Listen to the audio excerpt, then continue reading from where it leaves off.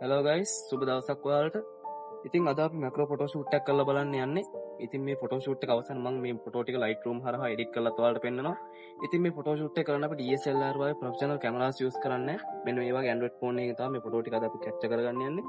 එහෙනම් බෙඩ කතා නැතුව අපි අපේ ෆොටෝ ටික කැප්චර් කරමු. මුලින්ම කිව්වා අද අපි කරන්න යන්නේ මැක්‍රෝ ෆොටෝ ෂූට් එකක් කියලා. ඉතින් අපි මෙන්න මේ වගේ චූටි ඔබ්ජෙක්ට්ස් වල ෆොටෝ ටිකක් අපි මුලින්ම කැප්චර් කරන් ඉමු.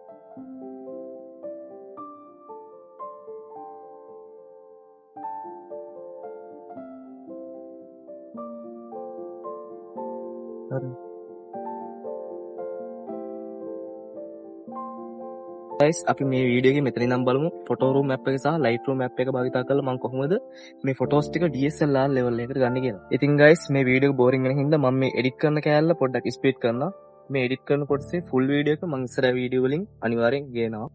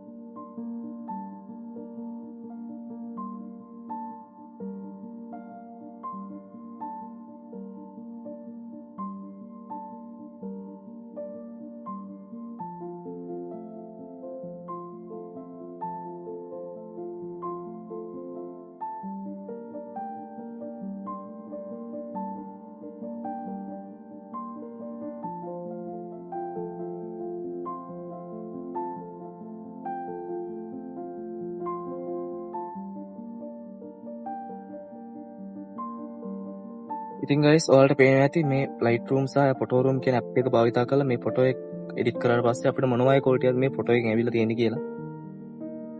ඉතින් guys මේ වීඩියෝ ඔයාලට යූස්ෆුල් වුණා නම් මගේ වීඩියෝ එක like එකක් comment එකක් දාලා යන්න මතක කරන්න එපා. ඉතින් guys මේ වගේ වීඩියෝස් දිගටම බලන්න මගේ YouTube channel එක subscribe කරලා ඊට පස්සේ notification bell icon එක click කරලා තියාගන්න. එහෙනම් අදට මම ගිහලා එන්නම්.